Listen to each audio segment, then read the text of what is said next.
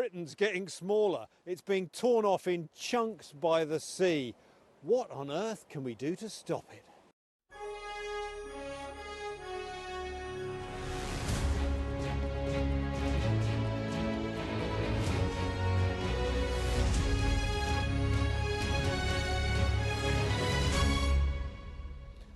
Welcome to the show, where we're looking at how climate change and a very wet winter have accelerated coastal erosion, and also asking if the rich are better protected than the poor. Also on the programme... Is this an election-winning budget, Chancellor? It's budget week. We break down what it means for energy, the cost of flying and filling your car. As US climate envoy John Kerry steps down, we take a look back at his career and get his thoughts on a possible Trump presidency. And planting misleading and false stories about heat pumps to negatively affect public support for the technologies is frankly a disgrace. Why is the energy minister rowing with the boiler industry? But first, Britain is an island nation. We've always lost some of our land to coastal erosion. But now, really tough choices are having to be made about what we can defend and what we can't. Much of Britain's coastline is crumbling. Within this 10-mile stretch of the North Norfolk coast, more than 800 homes are expected to be lost to the sea in the next 80 years. In Hemsby, some residents don't have to wait for that fate. My house was beyond those people you can see in the distance there, and that's now gone. Where Kevin's home stood is now a void, and some neighbouring properties went the same way. He hoped it would stand for a good 80 years, but by March last year he noticed the dunes were vanishing more rapidly. I thought our days were numbered where we were, but I hadn't got a clue of what I could do because I put everything into my retirement home. That was my asset. I had nowhere else to go. I've got no family here. Take a look at this shot from almost exactly 1 year ago, and now the present day. The white line marks where the cliff line was last year. See how much has gone in just 12 months. And it isn't just the East Coast that's suffering.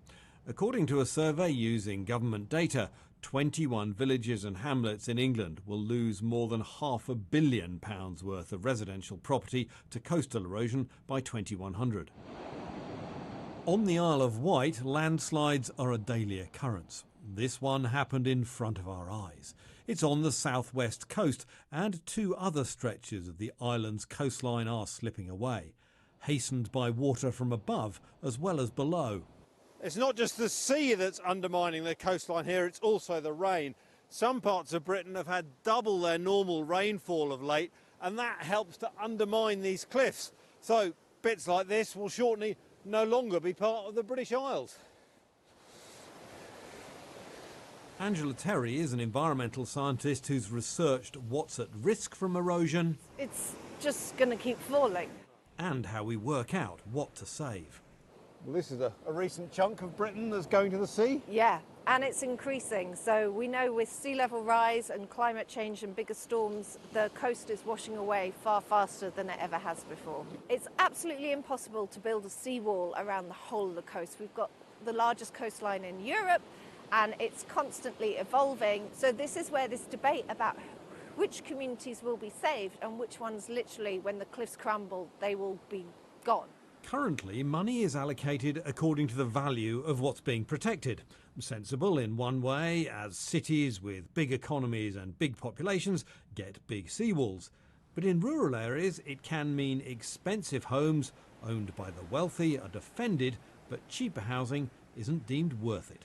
If an area is very poor and not worth much, then how can they justify spending all that money to defend those homes? What do you think about that equation at the moment? Climate change is the most unjust thing in the world anyway, and this is just the sharpest example of it. People losing their homes and having nowhere else to go. They've lost everything, and there's no compensation for them. History and heritage are vanishing too. Just above the cliffs where I was talking to Angela lies the military road. an iconic tourist trail on the island with, on most days, some stunning views. It's now just 5 metres from the cliff. Locals are fighting to save it. Some people might say, well, it's just a road, it's not someone's house. Why should we protect this? It's a road which is a critical transport link, obviously, but it's also iconic. It's iconic to the island, it brings tourism. There was an economic analysis which showed that it was worth tens of millions of pounds to the economy. If you see pictures of the Isle of Wight, this road and the view from here, when it's not raining of course, is one of those views which is used all the time. Back in North Norfolk, we've come to Haysborough, a historic village also teetering on the edge of the sea, and the fear is, in coming years, irreplaceable landmarks will go. This village is 1,000 years old at least, and it's got 18 listed buildings. The next buildings at risk are the Norman Church, the 16th century pub, and the lighthouse, which is now the only privately run lighthouse in the country. It's unique. But they've no value because we don't value our heritage. So if people really do want to chuck 1,000 years of history into the sea with no qualms and don't value our heritage at all, then they need to know that's what's going to happen. Down the road from Clive's pub, the sea is getting closer. Bryony's house is next in line, and her next home could be her motorhome. You know, in the middle of the night when I get up to go to the loo and look out of the window and I think I'm not going to have this much longer. I'm not going to have the comfort of carpets under my feet and central heating. It's quite depressing, actually. I mean, seriously depressing. Many of Norfolk's coastal dwellers we spoke to feel they've been abandoned by government. Does Bryony feel she's getting any support? Not in the slightest. The local authority would like, I think, to do more, but they are unable to do so because of central government, which is, it's a mistake. We should be having a long-term think about what we do about our coast. Coastal erosion is a natural process, but now being accelerated by humanity's pollution. So, more of us are now paying the price. Well, for more on all this, I'm joined by the Floods Minister, Robbie Moore. Thank you very much for joining us, Minister. I mean, let's just come straight on to that first criticism. People feeling they're abandoned by central government. Do you care about the coast falling away? Well, we absolutely do, which is why we recognise that we need to increase the level of funding that we're putting in, not only for flooding, but also coastal erosion. So over the next 6-year funding programme, we're increasing that nationally from 2.6 billion to 5.2 billion, with specifically more money being allocated to Norfolk. And just on that 5.2 billion, is that all for coastal or is that coastal and inland flooding?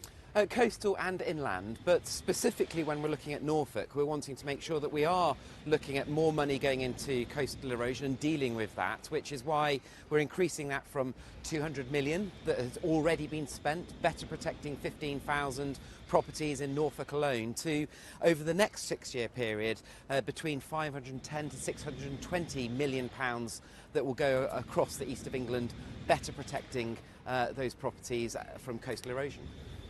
We've heard it said, not least in this film, that you can't build a seawall around the whole of Britain. So tough decisions have to be made. At the moment, for kind of understandable reasons, they're made on the value of what you're protecting. The danger there is you end up protecting rich people's homes and not poorer people's homes because they're worth more. Well, we will always look at applications that come in via the local authority, working with various stakeholders on a case-by-case basis, because it's right that we're spending taxpayers' money as best as we can do to better protect as many homes and businesses as possible. But of course, but it's not just as many; it's the value of them is now taken into account as well, and that's what can discriminate against poorer homes.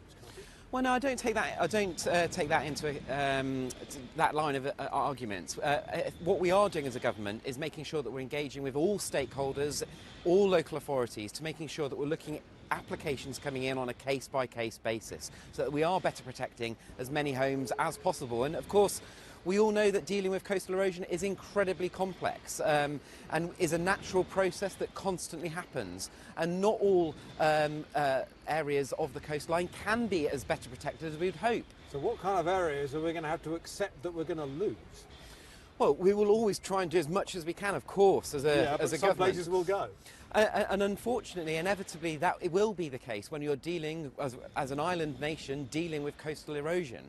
But the job of government, working with local authorities and other stakeholders, is making sure that we are using taxpayers' money to better protect as many homes as possible. And that's why we recognise that we need to put more money into that, and that's what we're doing, increasing that national budget from 6.2 billion to 5.2 billion over the next 6-year period. Did you agree that climate change is currently accelerating the coastal erosion?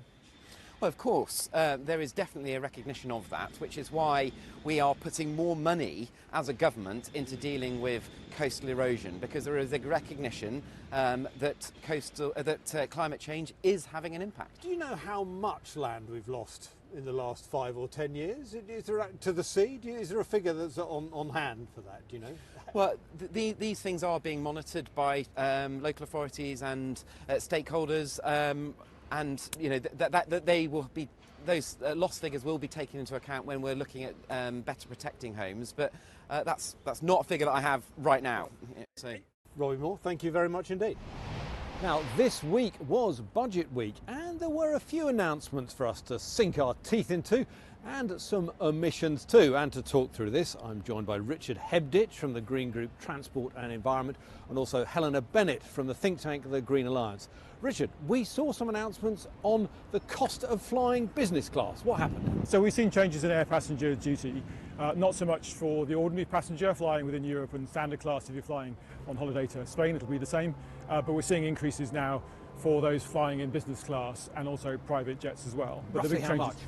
So £2 more per passenger for business class and first class within Europe, which isn't very much. £2 more from 2025, so 2026, 25. So it's not a huge difference for the ordinary passenger, and it's not really that much difference for business passengers who can afford to pay a bit more as well. But a little bit more outside of Europe, I gather.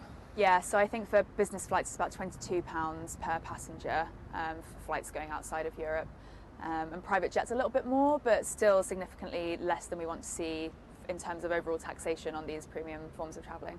But the foothills at least of thinking maybe the wealthy people could pay a bit more for flying? So it's a slightly more progressive take, I guess, on aviation taxes, because they have left the economy standard without raising them. But these forms of travel are considerably undertaxed still. They don't pay any fuel duty on the kerosene that they use. One of the things that we and others are calling for is to start taxing this fuel to bring it in line with the polluter pays principle, to raise some funds for government, and also to just show people that flying is a really polluting form of travel. Sticking to transport, something that didn't happen was once again fuel duty stayed at, it wasn't increased. I mean, it hasn't been increased for a very long time now. I mean, I don't suppose you were expecting it, but what impact has that had? It's hard for people, particularly at the moment with the cost of living crisis as well. People feel the cost of things, and also wages haven't risen. But actually there are results from holding prices down. So holding the price of petrol down through fuel duty freezes or cuts affects how much we're using our cars. And also we use them more. We use them more, and there's the difference between the cost of electric vehicles and running those, and also the cost of rail and bus. And we've seen really big increases in the cost of rail and bus. Motoring costs have stayed fairly steady because the price of cars has been falling in many cases, and the cost of maintenance has gone down as well. And it's that difference that really really matters, I think, in terms of how much we use our cars, how attractive other forms are as well. It's funny, isn't it? It's seen as a sort of socially just thing to keep fuel prices down, but somehow the same doesn't apply for public transport costs. It doesn't. I think it's also really important to remember who has access to a car. So for lower income people, often they don't have a car, they're relying on buses much more. Is it the poorest third, is it roughly, that don't have access to a car? Yeah, roughly. And so what we've also seen is the withdrawal of bus services across the country. So it matters about what choices people actually are able to make. And a bit of a technical one this, but whether or not there's enough support for offshore wind, which is the technology that's supposed to do the heavy lifting when it comes to continued decarbonisation of our electricity. What happened there? Yeah, so the price of renewables has gone up in terms of constructing them because of inflation, of course. And this round of allocations in this budget is bigger than it's ever been, but it's still not going to be enough for us to get to where we need to be in 2030 to remove fossil fuels from our grid. We need about 23 gigawatts more of offshore wind in the UK, and this round's the energy industry thinks we're going to get somewhere between 3 and 5 gigawatts from this round, so obviously there's quite a lot of ground to make up in future rounds. Richard, Helena, thank you both very much indeed. We're off to a break now, but when we come back we'll be revealing Britain's latest long-distance trail. Hi! And it's not where you might think.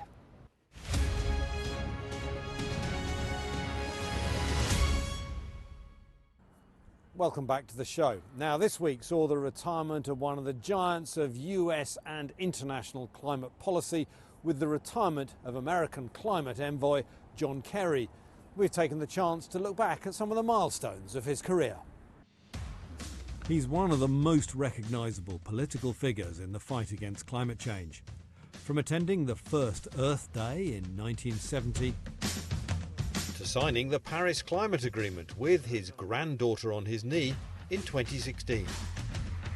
This week, John Kerry leaves his role as US climate envoy. It's 70 degrees above normal in the Arctic, folks, a few months ago. 100 degrees Fahrenheit above normal in the Antarctic. He's tirelessly trekked around the globe, leading his country back to the centre stage of climate negotiations after a 4-year absence under Donald Trump. I think President Biden's been able to make up for that very, very significantly. I mean, he signed the Paris Agreement the very day, within an hour or so of being sworn in as president. First act he did was to sign, we're back in the agreement. Is the commitment I made that we're going to rejoin the Paris Climate Accord as of today.